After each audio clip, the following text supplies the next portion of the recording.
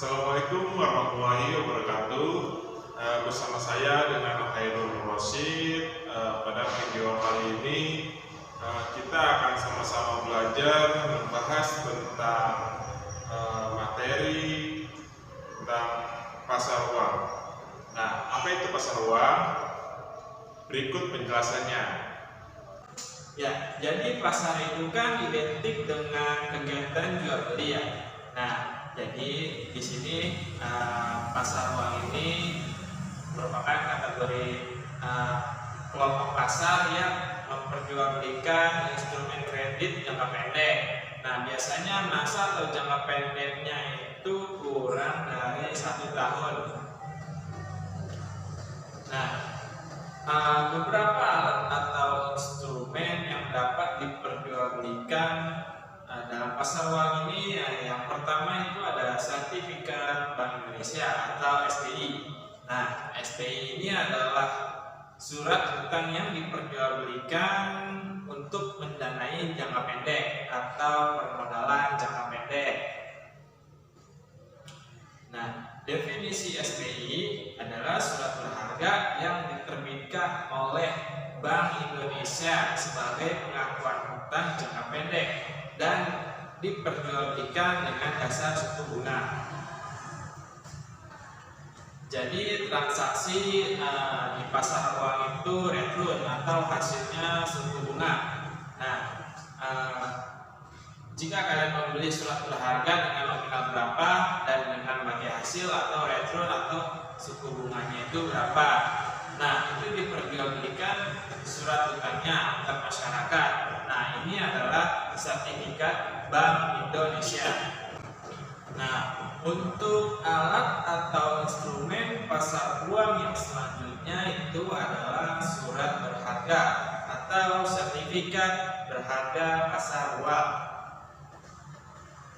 Nah, perbedaannya dengan sertifikat Bank Indonesia itu, kalau Bank Indonesia itu diterbitkan atau SBI itu kan diterbitkan oleh Bank Indonesia-nya itu sendiri.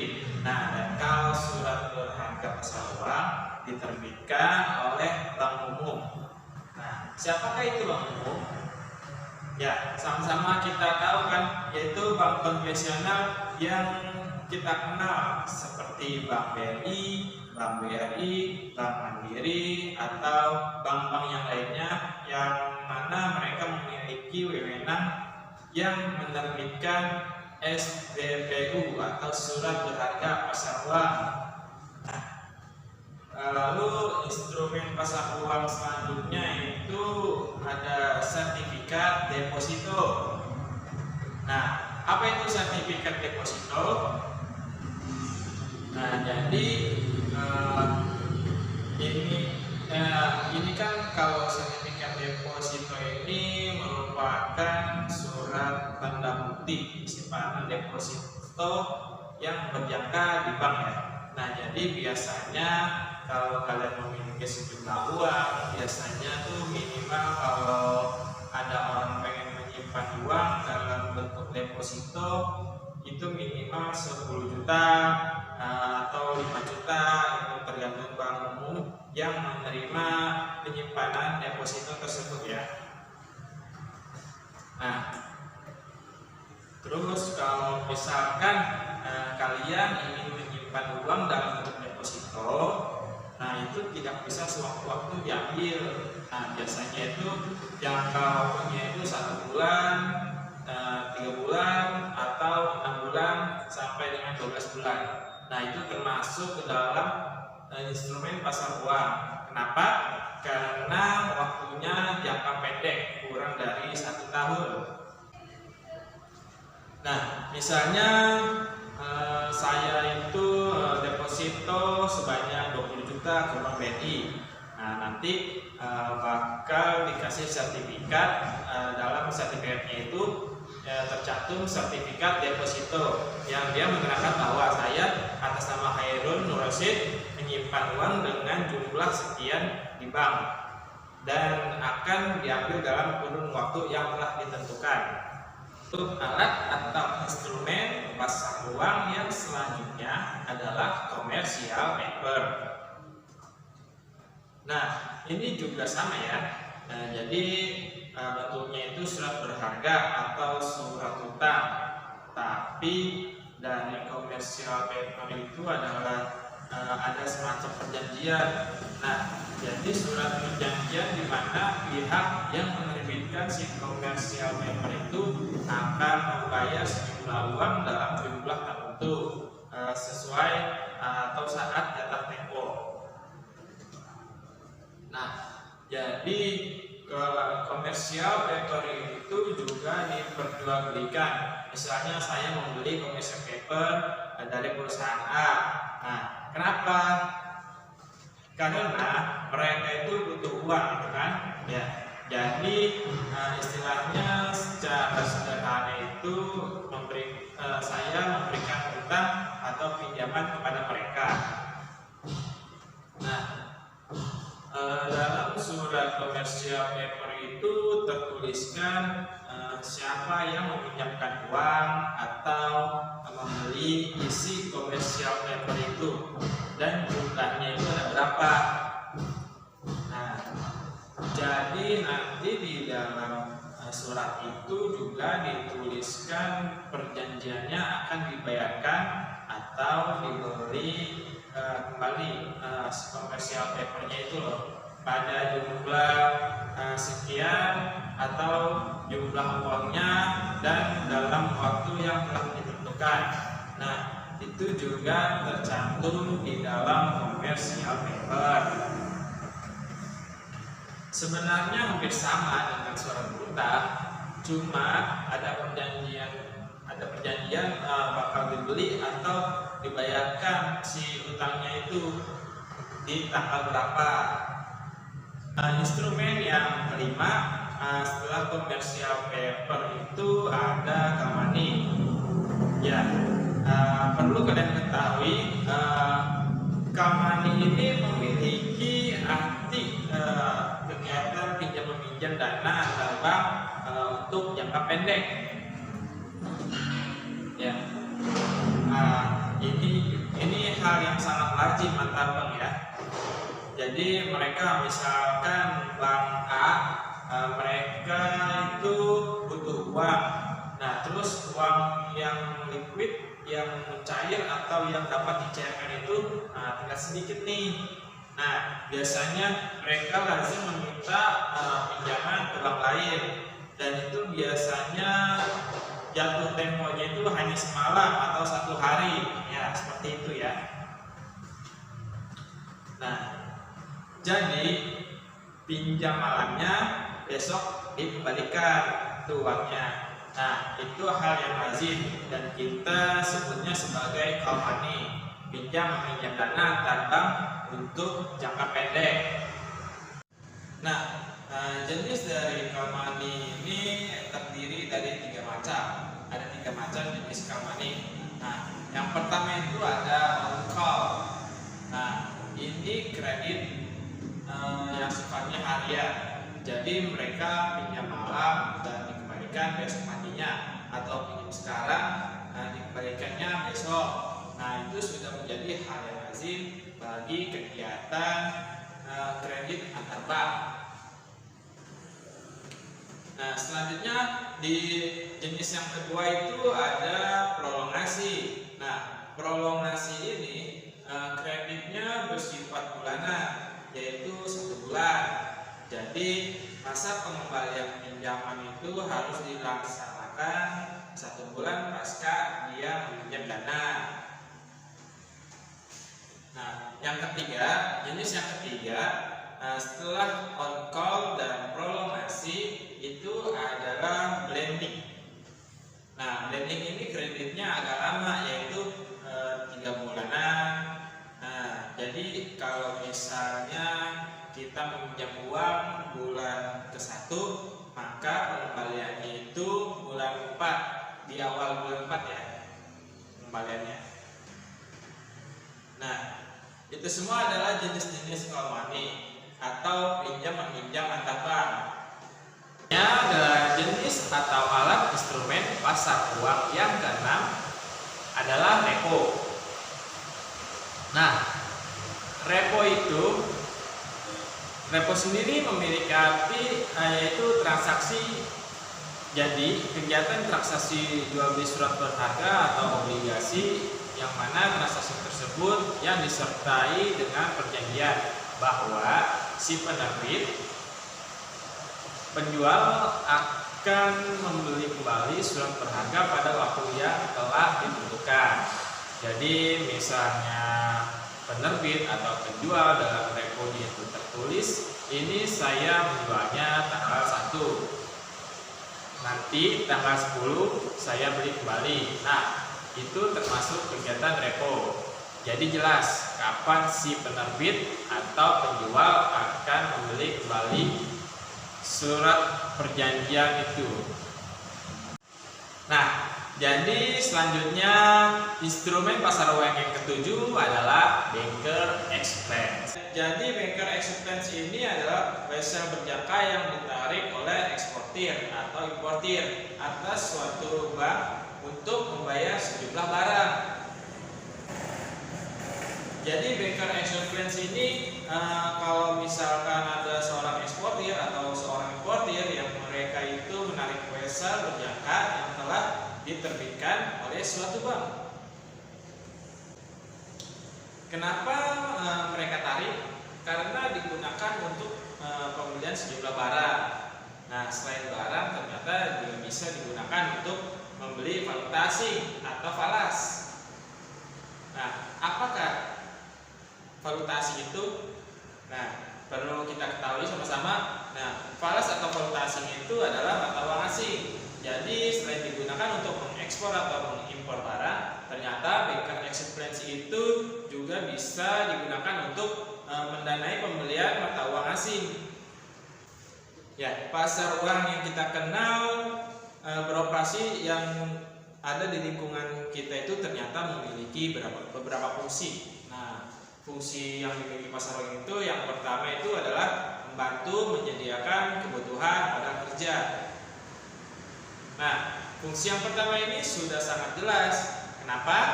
Karena dari tadi kan kita membicarakan mengenai penerbitan surat utang. Nah, biasanya surat utang itu kan diterbitkan sekedar untuk mendanai kegiatan produksi barang atau jasa.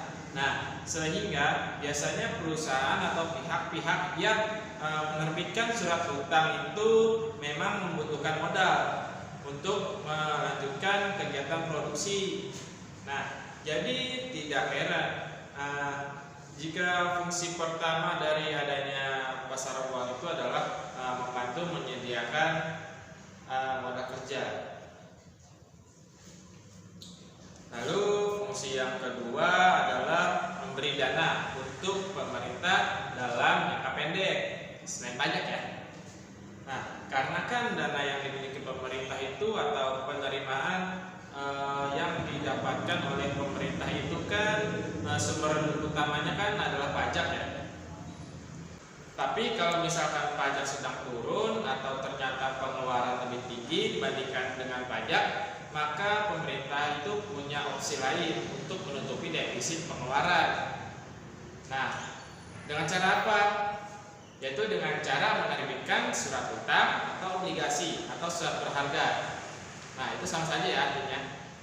Ya, maka tidak heran kalau misalkan adanya pasar uang, yaitu fungsi dari pasar uang itu sendiri memberikan solusi bagi pemerintah selain dari pajak. Untuk fungsi pasar uang yang ketiga itu adalah sebagai alat spekulasi dan transaksi komoditas. Nah, jadi kan sebelumnya kita telah mempelajari secara garis besar tuh adanya penerbitan surat berharga atau obligasi atau surat utang. Nah, itu karena adanya salah satu pihak yang membutuhkan dana atau modal. Nah, maka dari itu nanti pihak lain yang memiliki kelebihan dana itu bisa membeli surat berharga itu. Nah, untuk sebagai contoh meminjamkan uang yang sebenarnya. Tapi semakin berkembang ke sini konsep dari pasar uang itu tidak lagi murni untuk membantu permodalan satu pihak, tetapi lebih ke spekulasi. Jadi ketika masyarakat tahu, oh ini suku bunga sedang tinggi, nah mendingan saya beli surat berharga supaya mendapatkan bunga yang lebih tinggi atau keuntungan return yang lebih tinggi. Jadi sekarang ini lebih menuju ke spekulasi, bukan murni untuk pembiayaan modal saja. Nah, selain itu pasar uang juga memiliki fungsi untuk sebagai alat transaksi spekulasi komoditas. Nah, sebagai dengan yang telah kita bahas, Baker Explains, yang mana wesel berjangka ditarik oleh importir ataupun eksportir. Nah, untuk transaksi sejumlah barang. Jadi ini udah ranahnya transaksi ke transaksi komoditas. Nah, selanjutnya yang akan kita bahas adalah dari mana saja sih dana yang digunakan dalam transaksi pasar uang. Jadi dana yang digunakan dalam transaksi pasar uang yang pertama itu sumbernya dari masyarakat umum. Nah, ini sudah pasti ya kan, karena mereka itu memiliki hak untuk membeli surat berharga atau surat utang yang diterbitkan, entah dari perusahaan, entah dari bank umum, atau dari pemerintah. Sumber dana yang kedua itu adalah dari perbankan. Jadi kalau yang menerbitkan itu bank, nah terus mereka itu niatnya untuk pinjam-meminjam antar bank, ya berarti sumber dananya adalah dari perbankan dan rekanan bankan yang lainnya. Nah, sumber dana yang ketiga itu berasal dari lembaga keuangan, bukan bank.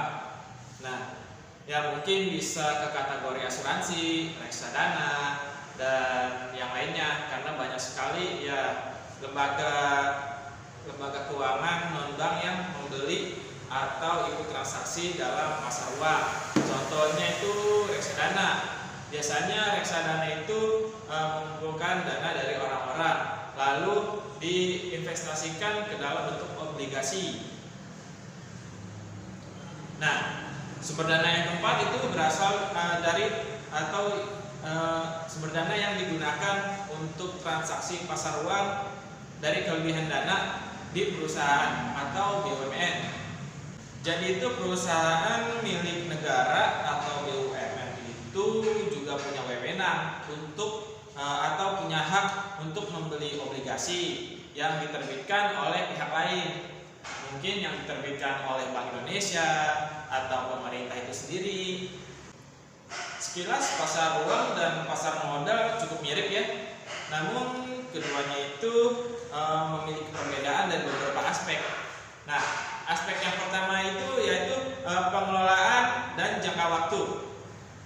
Pasar uang itu bisa menjadi lokasi bertemunya peminjam dan pemilik dana secara langsung.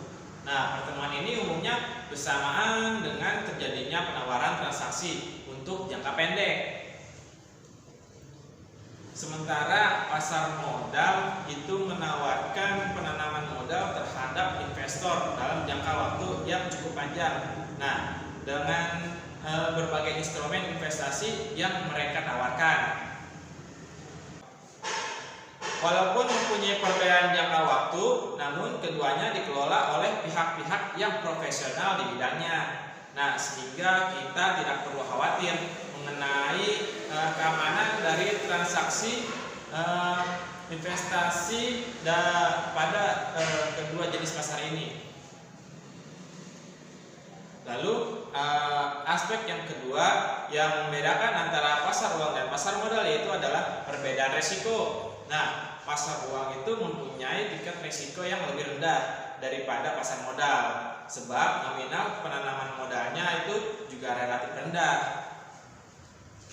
Sedangkan risiko pada pasar modal lebih fluktuatif, yakni dapat naik dan dapat turun sampai mencapai titik likuiditas. Kita berpeluang untuk mengalami kerugian yang cukup besar, namun secara dengan nilai keuntungan yang juga sama besarnya. Jadi keputusan kembali kepada pihak investor yang ingin menanamkan modalnya, ingin berinvestasi dengan risiko rendah, dengan keuntungan yang rendah, atau risiko investasi yang tinggi dengan keuntungan yang juga tinggi. Kemudian aspek yang ketiga itu yaitu otoritas tertinggi. Nah, pasar uang diatur langsung oleh Bank Sentral dengan otoritas tertinggi dipegang oleh Bank Indonesia. Nah, sedangkan pemegang otoritas tertinggi pada pasar modal yaitu Kementerian Keuangan Republik Indonesia yang selalu memantau aktivitas transaksi di bursa efek.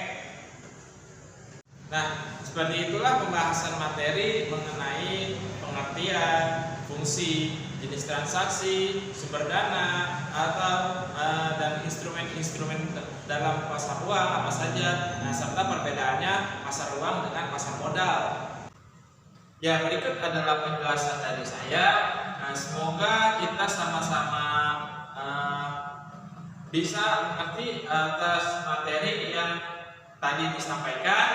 Nah, apabila kalian ada yang ingin bertanya, silakan bertanya, tulis pertanyaannya di kolom komentar. Nah, jika kalian suka, silakan klik tombol like dan share, dan semoga video ini bermanfaat bagi kita semua. Sampai jumpa lagi.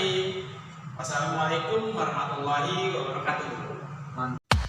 Terima kasih telah menonton video ini dari awal sampai akhir, dan bagi kalian yang ingin bergabung di channel ini silahkan klik tombol subscribe, dan semoga apa yang disampaikan dalam video ini bermanfaat bagi kita semua.